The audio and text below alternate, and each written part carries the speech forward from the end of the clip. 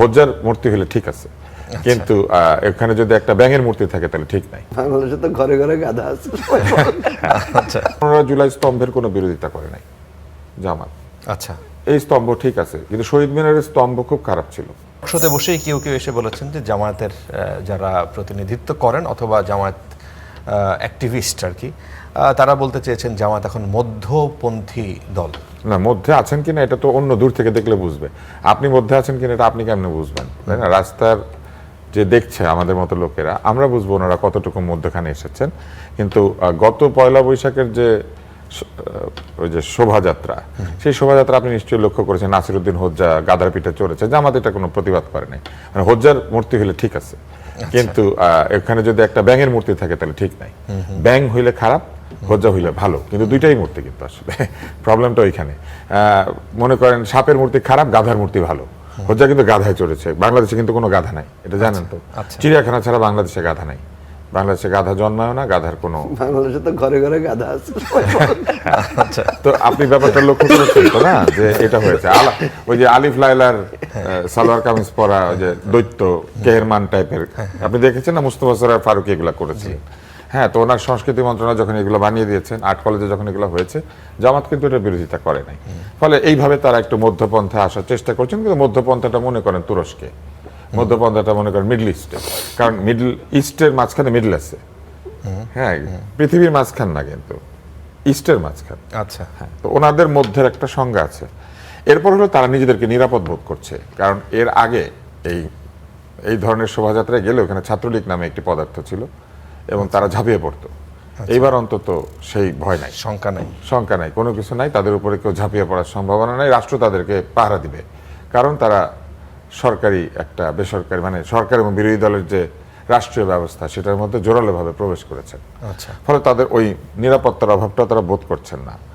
এই সব কিছুর কারণে আমার মনে হয় তারা গিয়েছেন। পাশাপাশি তারা অনেকদিন ধরে দাবি করেন গোলাম আজম সাহেব ভাষা সৈনিক, যেটা খানিকটা সত্যতা আছে। উনি ওই সময় ছাত্রনেতা ছিলেন, উনি বিশ্ববিদ্যালয় পর্যায়ে নেতৃত্বে ছিলেন। ওই সময় তিনি ভাষা আন্দোলনের সমর্থনও দিয়েছেন। তো সেজন্য তারা ওইটাকে একটু মনে করে দিতে চায় যে গোলাম আজম সাহেবের ভাষা সৈনিক ছিলেন, এটা একটা। তবে ওনারা কিন্তু কখনো এই দিবসটিকে শহীদ দিবস অথবা মাতৃভাষা দিবস বলতেন না, ওনারা এটা সবসময় ভাষা দিবস বলতেন। আচ্ছা, তো এইবার কি ওনারা এই ভাষা দিবস বলা ছেড়ে দিয়েছেন কিনা এটা আমাদেরকে দেখতে হবে। ওনারা মানতে চাইতেন না যে ভাষা আন্দোলনের জন্য কেউ শহীদ হয়, শহীদ হতে হবে শুধুমাত্র ধর্মযুদ্ধে। কিন্তু এখন আবার জুলাইতে শহীদ হইলে ওইটা ধর্মযুদ্ধ হয়েছে।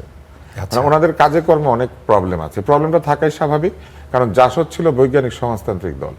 প্রথমত সমাজতন্ত্র যারা আবিষ্কার করেছেন তারা কেউ এটার আগে বৈজ্ঞানিক লাগান নাই। জাসদ এটার আগে বৈজ্ঞানিক লাগিয়েছিল, নিজেদেরকে তারা বিজ্ঞানী ভেবেছিল।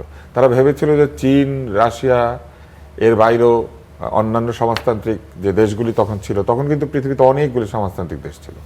তারা ভেবেছিল এর বাইরেও একটা সমাজতন্ত্র তারা উদ্ভাবন করেছেন, যেটা বৈজ্ঞানিক সমাজতন্ত্র। এটার মধ্যে সায়েন্টিফিক একটা ব্যাপার আছে, অন্যগুলো অবৈজ্ঞানিক।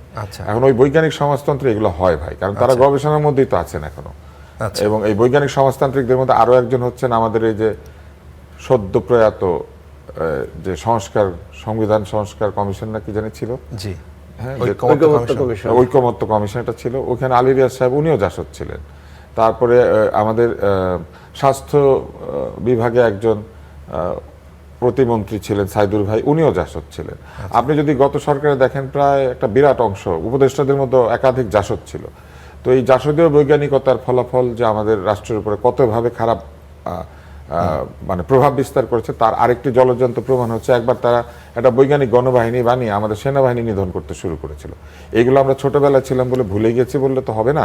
ফলে আমি খুবই চিন্তায় আছি যে এই ধরনের আগামী 2 বছর পরে আবার ধরেন ওনারা আরেকটা কথা বলবে, যেমন ওনারা জুলাই স্তম্ভের কোনো বিরোধিতা করে নাই জামাত। আচ্ছা, এই স্তম্ভ ঠিক আছে, কিন্তু শহীদ মিনারের স্তম্ভ খুব খারাপ ছিল। অনেক দিন পর্যন্ত ওনারা বলতেন যে এটা ঠিক না, এটা মুসলমানের জন্য ঠিক না। অনেক ঝামেলা। সেখানে কি ফুল বা জুলাই অনেক অথবা এই জিনিসটা বানানোই তারা বলতেন যে এটা বানানো ঠিক না। না, জুলাই স্তম্ভের কথা বলছি না, জুলাই স্তম্ভে তো তারা বিরোধিতা করেন। সেখানে কি কোনো ফুল বা মোমবাতি প্রজ্বলন হয়? আমি ঠিক জানি না।